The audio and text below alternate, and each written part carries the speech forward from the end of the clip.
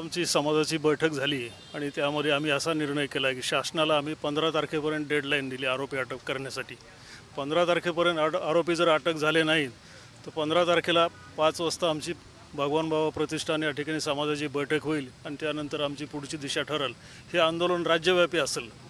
चंद्रकांत सानप हे देखील या पीडित कुटुंबियाला सांत्वनपर भेटीसाठी आलेले आहेत. आज बैठकीमध्ये होतात. नेमकी एकंदरीत आंदोलनाची दिशा काय असणारी, काय चर्चा झाली? आज आमची समाजाची बैठक झाली आणि त्यामध्ये आम्ही असा निर्णय केला की शासनाला आम्ही 15 तारखेपर्यंत डेडलाईन दिली आरोपी अटक करण्यासाठी. 15 तारखेपर्यंत आरोपी जर अटक झाले नाहीत तर 15 तारखेला 5 वाजता आमची भगवान बाबा प्रतिष्ठान या ठिकाणी समाजाची बैठक होईल आणि त्यानंतर आमची पुढची दिशा ठरेल. हे आंदोलन राज्यव्यापी असेल. बीडपुरतं नसणार आहे, पूर्ण राज्यामध्ये आंदोलन होईल शासनाच्या विरोधामध्ये.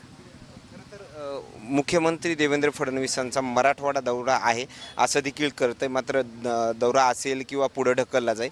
मात्र मराठवाडा दौऱ्यावर जर मुख्यमंत्री असेल तर तुमच्याकडून काही मागणी वगैरे, काही निवेदन वगैरे केलं जाणार आहे? तसे जर बीडला येत असतील तर आमचं निवेदन राहील किंवा ज्या जिल्ह्यामध्ये जातील तिथं आम्ही निवेदन त्यांना देण्याचा प्रयत्न करणार आहोत निश्चितपणे.